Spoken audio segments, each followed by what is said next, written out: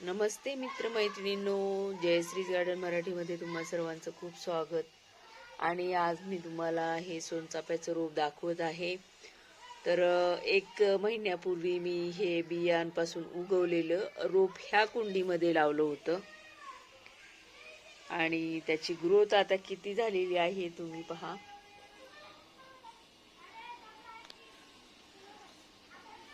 हे मी याच्यासाठी ठेवलेलं आहे की याच्यामध्ये पाणी राहतं आणि चिमण्या वगैरे पाणी पितात, म्हणून मी ह्या नारळाच्या अशा वाट्या करून ठेवलेल्या आहेत.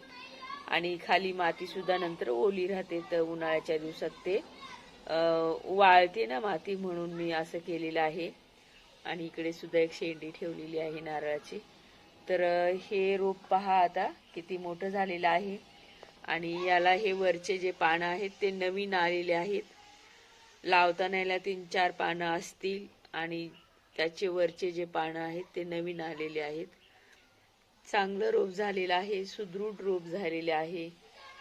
आणि लावतानाचा व्हिडिओ तुम्ही पहा, बऱ्याच लोकांनी पाहिलेला आहे. तर हे मी बियांपासून उगवलेलं रोप होतं, घरीच तयार केलं होतं. तो सुद्धा आहे व्हिडिओ. बियांपासून, सोनचाफ्याच्या बियांपासून रोप कसं तयार करायचं ते, तो सुद्धा तुम्ही पाहू शकता. आणि त्याचबरोबर मी ह्या कपामध्येच त्या बिया लावल्या होत्या. ह्याच ग्लासमध्ये 5 रोपं तयार झाली होती. लावताना फक्त कुजलेलं शेणखत लावलं. लावताना फक्त कुजलेलं शेणखत होतं, त्याच्यामध्येच लावल्या होत्या बिया. आणि 4 किंवा 5 रोपं तयार झाली होती, मला आता आठवत नाहीये. व्हिडिओ आहेत ते तुम्ही चॅनलवरती जाऊन नक्की पहा. तर हे असेच सोनचाफ्याचे रोपं बऱ्यापैकी मी बनवलेली आहेत. आणि वरती एका कुंडीमध्ये सुद्धा 4-5 रोपं तयार झालेली आहेत. तर हे सुद्धा आता दुसऱ्या कुंडीत लावण्यासारखं झालेलं आहे, कारण भरपूर याच्यामध्ये मुळ्या सुद्धा खाली आलेल्या आहेत. आणि हे एकाच वेळेचे रोपं आहेत. फक्त याला मी आता ह्या कुंडीमध्ये लावल्यामुळे याला थोडा वेळ लागलेला आहे. आणि याची सुद्धा ग्रोथ चांगली झालेली आहे. तर कमेंटमध्ये विचारलं जातं की प्रॉपर बिया कशा लावायच्या ते तुम्ही एकदा दाखवा, म्हणून मी ह्या बिया लावून दाखवल्या होत्या. आणि सर्वच्या सर्व बिया उगून आलेल्या आहेत. म्हणजे कधी एवढ्या बिया उगवल्या नव्हत्या, यावेळेस सर्व बिया उगून आलेल्या आहेत. आणि त्यामुळे मी एकच रोप काढून ह्या कुंडीमध्ये एक प्रयोग म्हणून लावलं होतं की पाहूयात आता जगते का मरते. तर हे व्यवस्थित राहिलेलं आहे.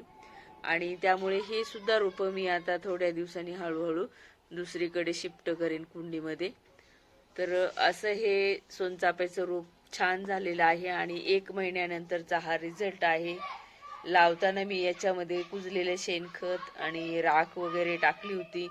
व्हिडिओ नक्की पहा, म्हणजे तुमच्या लक्षात येईल मी काय काय केलेलं आहे. आणि त्याच्यानंतर हे रोप असं सुदृढ झालेलं आहे. त्याला जर व्यवस्थित वाढवलं तर चांगलं मोठं होतं, पण फुलं यायला खूप दिवस लागतात. पण मला ही आवड आहे, प्रयोग करते मी.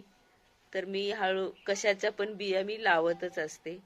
आणि पाहूयात आता याची ग्रोथ किती होते, कारण याला जमिनीमध्येच लावावं लागणार आहे. झाड खूप मोठं होतं बियांपासून उगवलेलं. फुलं उशिरा लागतात, पण कुंडीमध्ये हे खूप दिवस राहत नाही. थोड्या दिवसांनी आपण किती लक्ष देणार, कुंडीमध्ये ठेवलं तरी थोड्या दिवसांनी ते थोडंसं मोठं झालं की मुरझून जायला चालू होतं.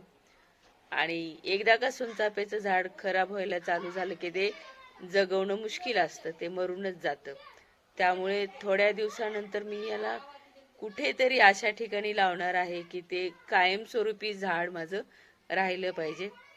आणि अशाच पद्धतीने तुम्ही सुद्धा करा. तुम्हाला जर बियांपासून झाड उगवायचं असेल, लावायचं असेल, तर चॅनलवरती व्हिडिओ आहेत ते पहा आणि अशाच पद्धतीने लावा. आणि हा व्हिडिओ आवडला तर लाईक करा, शेअर करा आणि सबस्क्राईब करायला विसरू नका. खूप खूप धन्यवाद.